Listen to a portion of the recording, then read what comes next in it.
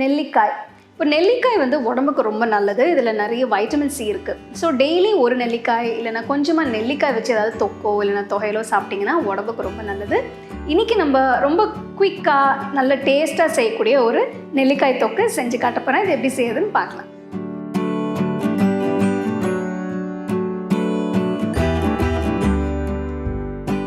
நெல்லிக்காய் தொக்கு செய்யறதுக்கு 20 நெல்லிக்காய் எடுத்து சுத்தமாக கழுவி சுடுதண்ணியில் போட்டு வேக வைக்கணும். இதுக்கு ஒரு பாத்திரத்தில் தண்ணி ஊற்றி கழுவின நெல்லிக்காயை தண்ணியில் போட்டு நல்லா கொதிக்க விடணும்.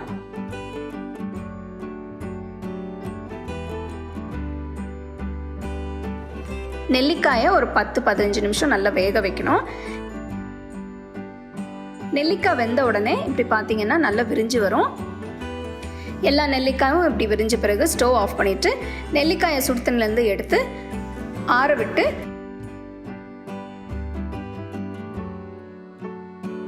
அதில் இருக்கிற கொட்டையெல்லாம் எடுத்துட்டு தனியாக வச்சிருங்க.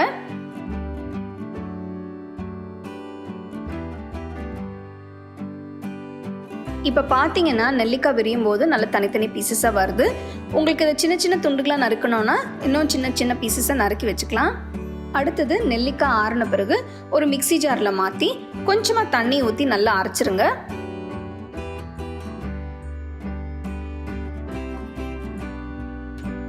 அடுத்தது ஒரு கடாயில் 4 டேபிள் ஸ்பூன் நல்லெண்ணெய் எடுத்து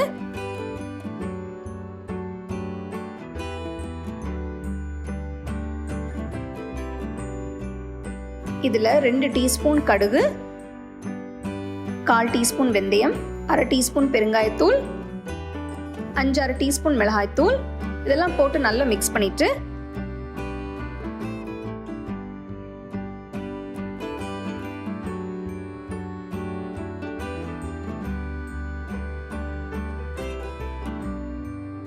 அடுத்து அரைச்சு வச்ச நெல்லிக்காயை இதில் போட்டு நல்லா மிக்ஸ் பண்ணணும்.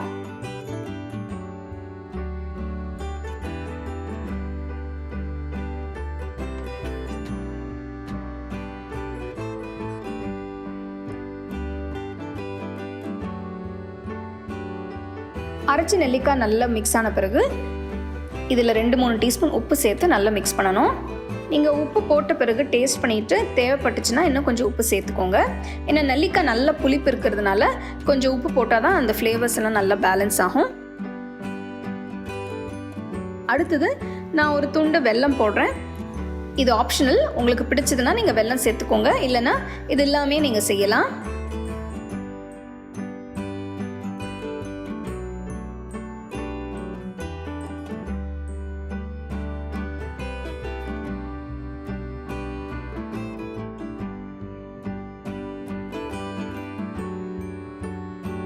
தண்ணி சத்தெல்லாம் நல்லா வத்துற வரைக்கும் அதை மிக்ஸ் பண்ணிகிட்டே இருக்கணும்.